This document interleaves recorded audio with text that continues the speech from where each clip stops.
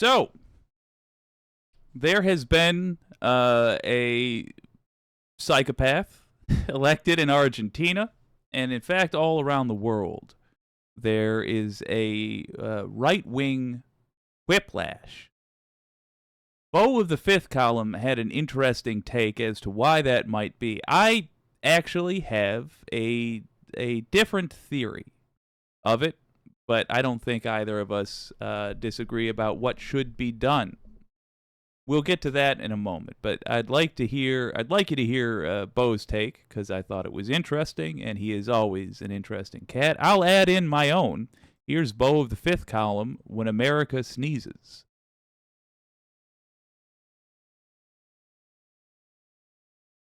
People, it's Beau again. Howdy, Beau.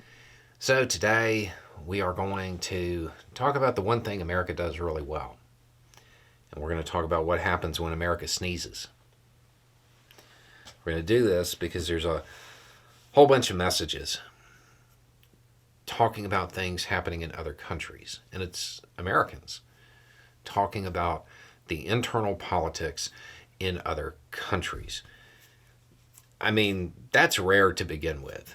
I mean, to get one or two is one thing, but to get a whole bunch of them, that's something else.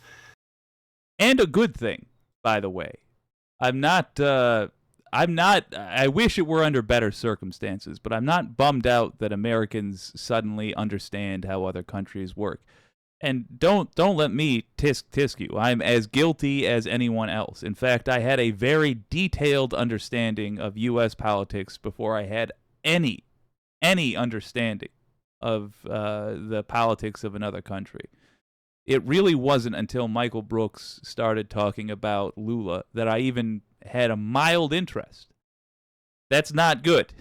we are in the U.S., we are trained to be that way. And if you are watching from around the world thinking, why is the U.S. the way it is, it's not an accident. We are trained to have blinders on. But that's changing for terrible and terrifying reasons, but it is changing, and that's a good thing. Because generally speaking, Americans aren't super concerned about the internal politics of other countries. They all have the same concern, though. It's a rise of right-wing populist figures.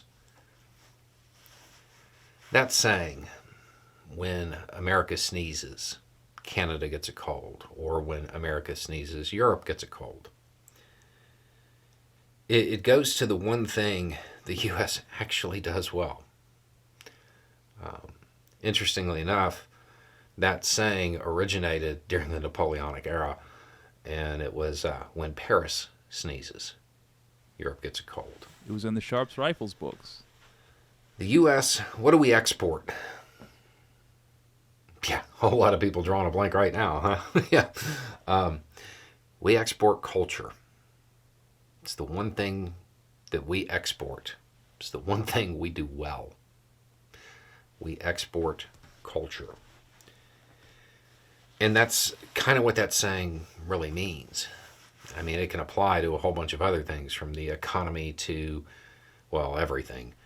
But when there are cultural shifts in the United States, you see them occur in other places later.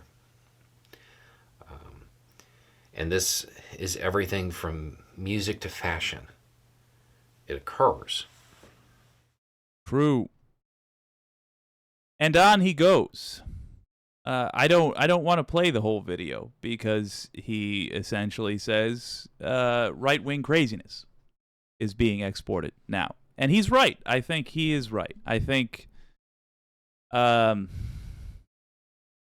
Trump brand of blatant insanity and straight up fascism, that is being exported. It's the United States, for good or ill, is often seen as the trend setter, as in, if we can get away with it, other countries can justify themselves doing it as well. I give you pollution. Every country that wants to poison the earth points to us and says, well, look, if we want to ultimately be competitive with the United States, surely we have to act like them. China, they're that for us, and we are that for them. Every time we try to have a sane conversation about not boiling the earth our children will inherit, somebody says, don't you want to be competitive with China? And when China is having those same conversations, they say, well, come on, don't you want to be competitive with the U.S.? Those guaylos?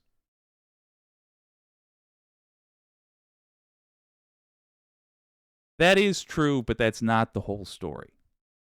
There is something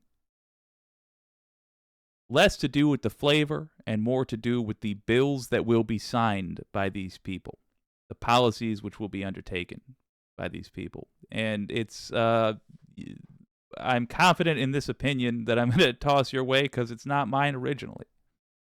It's Tom Hartman's. The Hidden History of Neoliberalism talks about a 40-year cycle that neoliberal policies have. And we experimented in Chile with this. The 40-year cycle tends to go like this. In neoliberalism, which is essentially the undoing of regulation on capital and capitalists, the removing of any constraints, monopoly laws, where they can donate, so on and so forth. In neoliberalism, what tends to happen is you have the rich get super rich, then they become oligarchs so that they control the laws that are being made directly. And then fascism.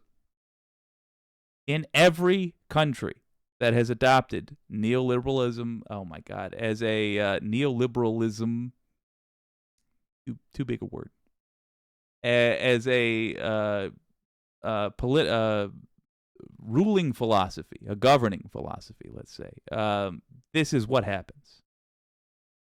The U.S.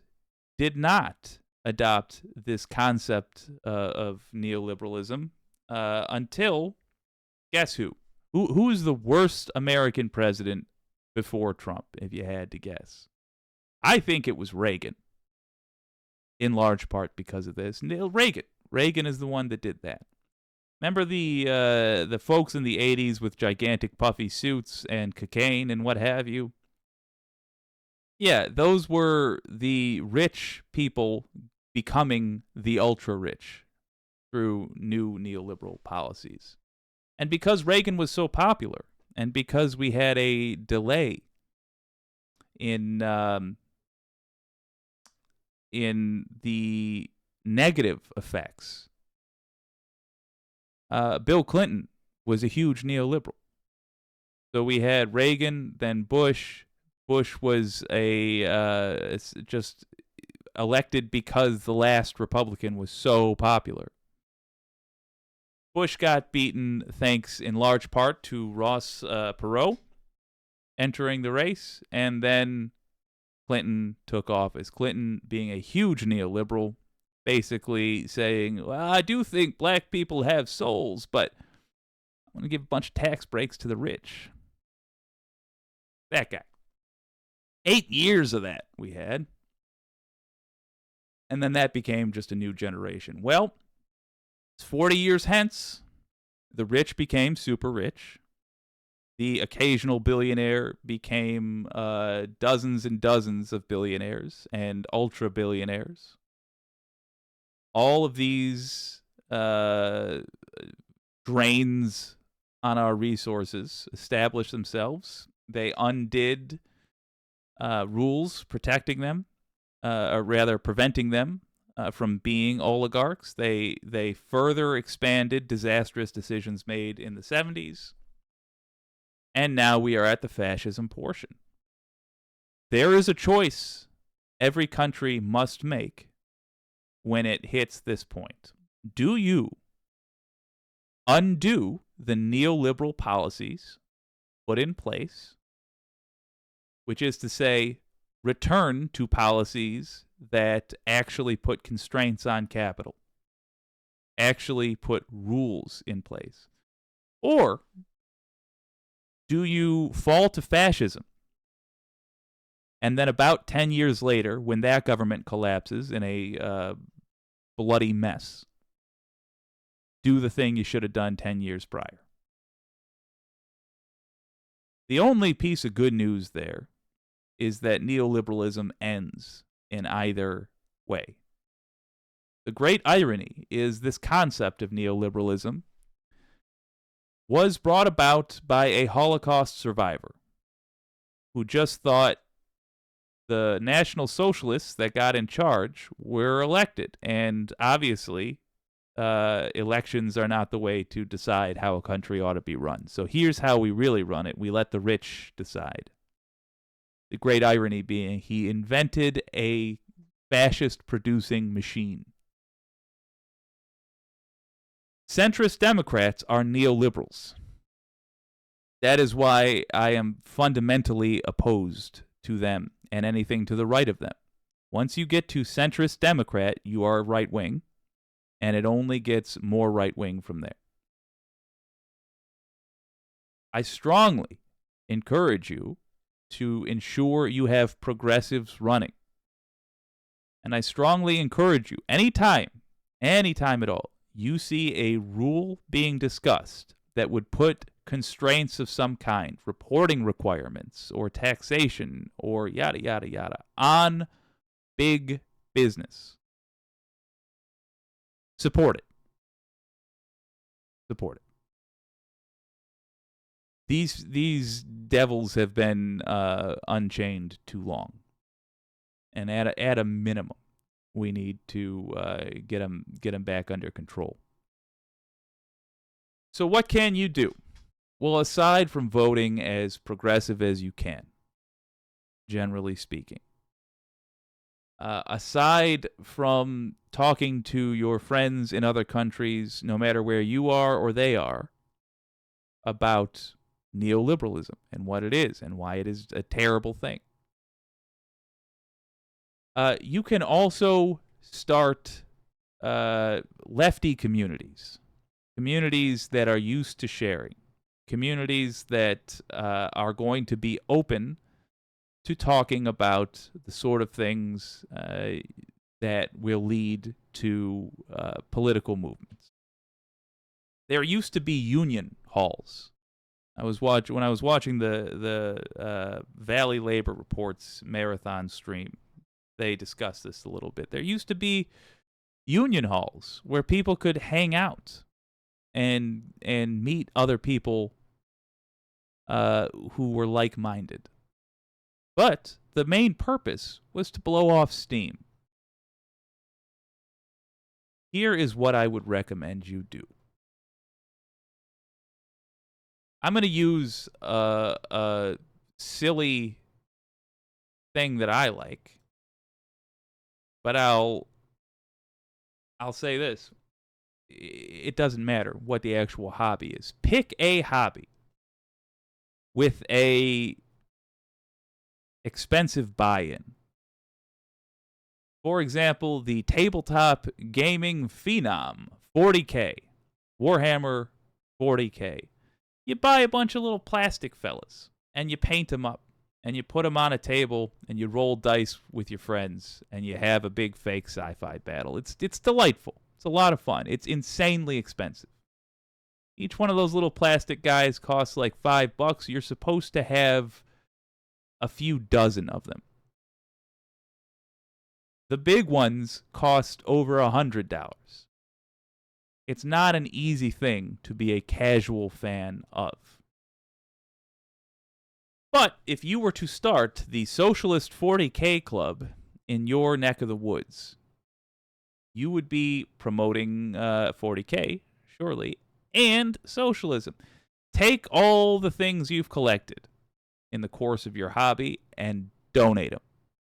Anybody who shows up to the club, you can start it at a community college, you can start it at a library, you can start it at a gaming store. Anybody who shows up to the club can use the things you've brought. So it goes. Have that be the only entrance fee. You must donate, money permitting. You must donate something to increase the club's overall resources. The idea being that most people aren't able to donate a full set of whatever. Even if it was a chess club, you got to show up with a pawn, a rook, something. Meet once a month, play a game, or run it out of a hall that you have infinite access to, so on and so forth. But put socialist in the name. Have your hobby be an advertisement for the idea of helping others. Just that simple. Imagine being on the other side of that. You want to start playing 40K. You aren't sure if you'll like it. What do? You visit the Socialist 40K Club. You're able to mess around with all the things people donated. You play around with your friends. Maybe you like it, maybe you don't. Even if you don't, you're grateful to the socialists for having provided this experience for you. If you love it, you're grateful to the socialists. And you have a place where you know you can play a game. Can be anything. It can be tennis club, and you donate rackets. It can be lacrosse, and you donate pads. Think of a hobby with a big buy-in. Tennis was a terrible example. It's one of the cheapest things you can possibly do. But nonetheless, think of something with a big buy-in that you already have, that you already are a part of, and you can start the club. If not, just put out the word on social media. It might seem like it's just totally unrelated to the rise of fascism, but the fact that it seems that way is how we got fascism in the first place. The goal is to teach people to appreciate the power of cooperation. Because even if all you do all day when you're not working is play 40K, you will not have the collection that will match what the club has after 6 months of existence. You will walk into that hall to do a pickup game, and you will see the luxury, essentially, that the people who are cooperating with each other get to live in. I know, it's an awfully hippie concept, but I like the hippies, and I think sometimes they're right.